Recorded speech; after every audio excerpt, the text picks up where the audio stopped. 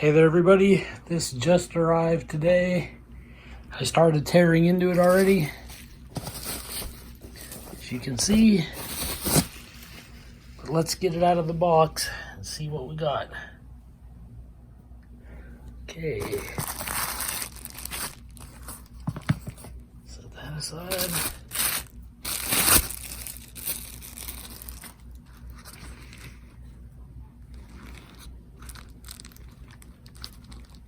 That is a tight snap. All right.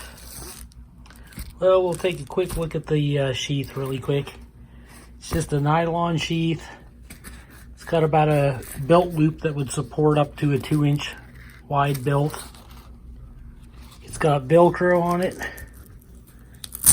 As you can see there, I guess it was an attempt to make, you could side carry it. It also probably makes it molle compatible because you could strap it to your pack or your vest or whatever. It also has this flap on the front, big piece of Velcro, it's a little pocket that you could carry a sharpening stone in, or a cigarette lighter, ferro rod, all kinds of stuff you could put in there. This looks like it's stitched pretty good. And it has a pretty good snap. Can't complain about it. Oh, and it also has a kind of like some paracord shoestring type material. I don't think it's true paracord, but you can use that as a leg tie.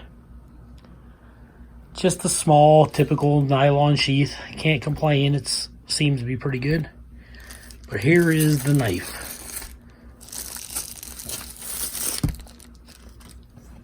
Right, you can see it has that acid wash or stone washed look to the blade. It does have some words there, but I cannot, maybe that's a flag, I can't tell. It's just can't make it out very well. It's like it's been stone washed away. It might have said what type of steel it was or where it was made. This side says Mtech Extreme, Mtech USA Extreme. Now what they do with these Mtechs is they say USA design, but then you find out they're made in China. But I like the look of them, and they're 440 stainless steel, and I actually like stainless steel. So I thought, what the heck. It's got some jimping right here, but it's kind of smoothed out a little bit. Just the slightest of thumb ramps there. Yeah, it's got like a saber grind. Got a little secondary bevel there. Guess that's a drop point, it looks like it. Oh, there's those words. It's just the way the light hits it. That's cool. What the heck does that say? USA Premium Design. Precision crafted in China, 440C stainless, something, I can't see that. ESS steel or ES5 steel. Model number is 8100. Looks like it's about just a hair over 1/8 of an inch thick. Nice fat eighth, maybe 3/16. Now, I guess these handle scales are black G10. And, yeah,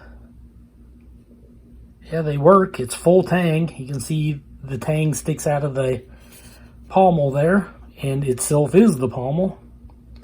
You got 2 holes in it that you could put a lanyard on to help secure it to your wrist and hand. Fits my hand pretty good. Can't complain. Seems like it's a little sharp on some of these edges. I think if you were really going to town with it, this might be a little too aggressive. But you could always sand that out if you wanted to, smooth it out. And you can see the tang sticks out a little bit past the G10 scales there. I was trying to take some of these screws out, because they're like a little Allen key or a little star key. But they are in there. It's like they're glued in. They're so tight. I could not get them to come out. So I don't know if this is skeletonized inside. I don't know if this blade is like faked in and welded in like I've seen on some things, some cheaper knives. I don't believe it is. I think it's one solid piece. It could be skeletonized, but I'm okay with that. I think it's pretty much a solid piece of 440C. And it's got the kind of gray, stone washed, stone tumbled finish on it. Oh yeah, it's just the way the light hits. You tip it this way, you can't even see the emblem. You tip it this way, lights right up. And it's the same on this side. It's like almost invisible. Now you got words. When you tip it just right. And if the camera would focus, which it doesn't want to do. But yeah, I thought it was a neat little fixed blade knife. You can put this in here, left or right. So however if you're right-handed or left-handed, that's pretty nice. Let's get some measurements, maybe do a paper cutting test. Okay, you're looking at about a 4.5-inch cutting edge and about 9 1/4 overall. And the handle itself is about 4 3/4. And let's see here, the width.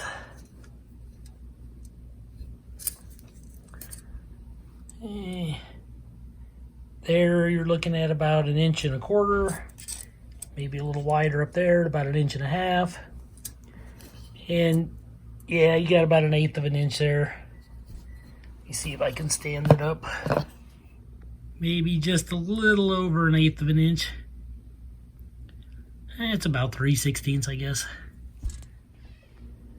Okay, this is about where the balance point is on this knife. It's right at that first screw. And this actually has some weight. I mean, feels like a very solid knife.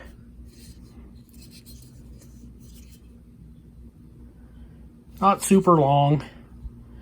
This would make a really great backup knife. But let's do a paper cutting test here. Got a sheet of printer paper here. This is the knife right out of the package. Not stropped, not touched up at all. And not sharp at all. I guess I take that back. If you angle it just right, it will cut the paper, but it doesn't blow through the paper like some of the knives. That's for sure. So this is I'm probably gonna have to do more than strop it. I'll probably have to actually sharpen it and then hit it on the strop a little bit. But yeah, it's more of a tear cut, pretty dull. Okay, the name of this is the Mtech USA Extreme 8100 8100 fixed blade. I think it said tactical knife or hunting knife. You can find them on eBay. You can find them on Amazon. It should have been called the Mtech USA Extremely Dull Knife, because that's how it arrived. But I'm not too worried about it because I can sharpen it up and it'll be fine. It's got a really thick tip on it, surprisingly. That should make it, you could do bow drill divots with that, do some prying, I believe, I hope so, considering it's fairly thick. But yeah, overall, like 1 out of 10, 10 being the best, I would probably give this a 5 or a 6. I like that it is 440 stainless steel, so it more than likely won't corrode. Once you do get an edge on it, hopefully it will hold that edge, being 440C. And yeah, it does not feel bad in the hand at all. It would have just been neat if it would have been a little sharper. But I like the look of it. I like that stone tumbled kind of look. And yeah, I don't think you could strike a fire steel on the back. It's a little too rounded on the edges. You'd have to take a file to that and square it up a little bit if you wanted to do that. It's got a little micro choil there to help you when you're sharpening. And you can see it's just a secondary bevel. Okay, I picked this up off of Amazon, and it said it was the last one. And when I purchased it, there's no more. You can find them on eBay though. I think I paid like $24.95 for it. So I mean, that's a big hunk of steel. Nice handle, decent sheath. I would say it's worth the money from what I've seen so far. You just got to put an edge on it if yours arrives on the dull side like mine did.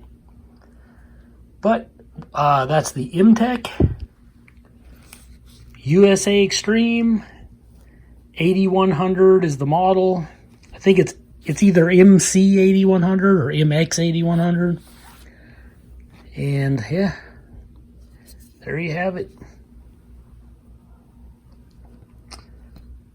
I don't even know how to get a decent looking thumbnail. But yeah, I'll show you what it looks like in the sheath too. It's not going to cut this strap because it's so dull. Don't have to worry about that. Goes in about yo far. Yep, there it is.